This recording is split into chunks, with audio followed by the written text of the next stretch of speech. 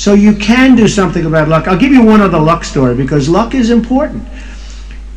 I was in deep, deep trouble in the early 90s.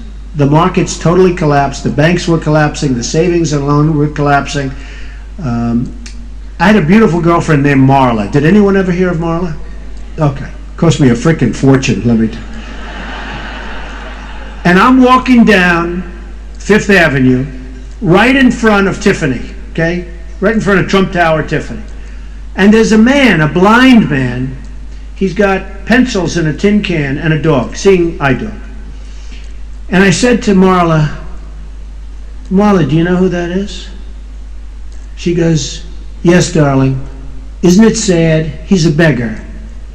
I go, well, you know, right now that beggar is worth $900 million more than I am. And she goes, somewhat naively, although in retrospect she wasn't very naive at all. She goes, what do you mean, darling? He's not worth $900 million, is he? I said, no. Let's assume he's worth nothing. But I'm worth minus $900 million right now. And you know what? She didn't run away. She didn't run. Most girls would have said, oh, I'm a little late. I got to get out of here. Had she done that, I would have saved a lot of money. But she didn't. But there's a great story about that. So, and this is a story of luck. I go to my office, and my secretary's been with me for a long time, said, Mr. Trump, you have a major black tie dinner tonight. I said, where? The Waldorf Astoria. I said, who's there? The bankers. I said, bankers? Oh, shit.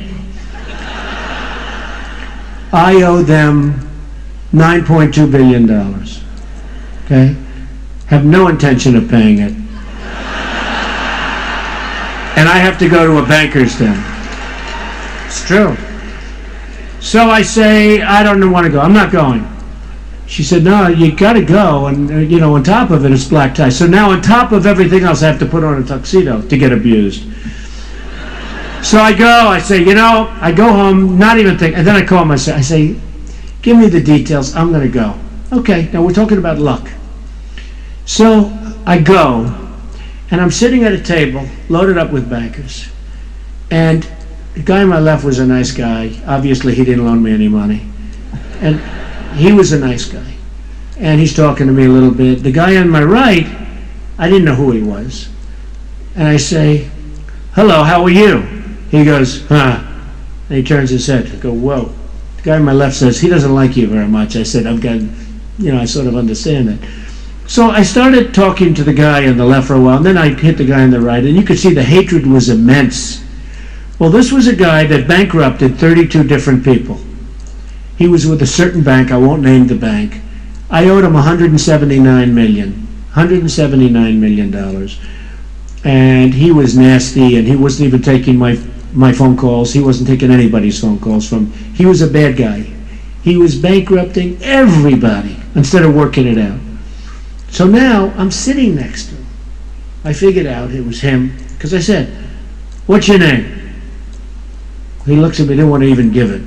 Okay, he was insulted that I didn't know, but I never met him. I owe him, think of it, I owe him $179 million. I never even met the banker. So the evening goes by, and I started working on him hard. You know, it's called work. It's not pleasure. I'd rather be home watching television. I like to say read a book makes me more intellectual. I actually was like this. So I can think of about 1,000 places I would have rather been, but it's work.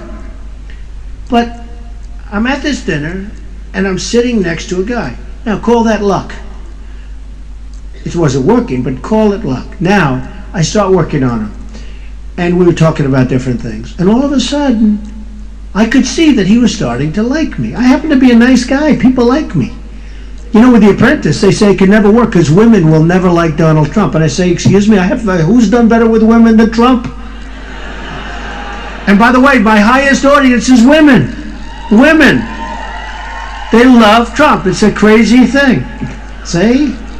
Women are smart, aren't they? Okay. So what happens, I'm with the banker, and at the end of the evening he says, I got to tell you, you're really a great guy. I like you. Can you be in my office? When you owe lots of money, you go to their office. Can you be in my office this was a Friday, on Monday morning at 9 o'clock?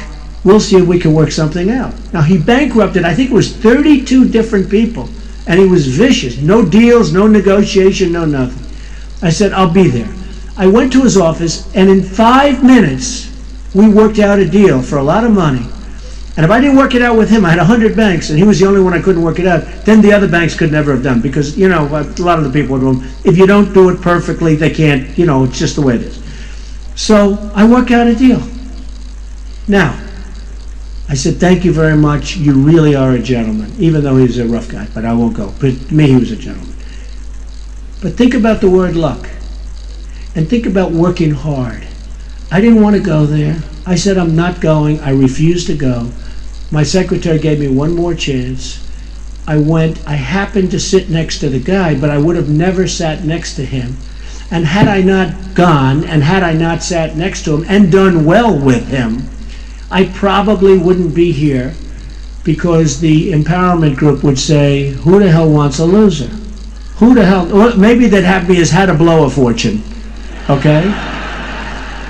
So, the word luck, and I consider that to be an important thing, because the word luck, you can make yourself luckier.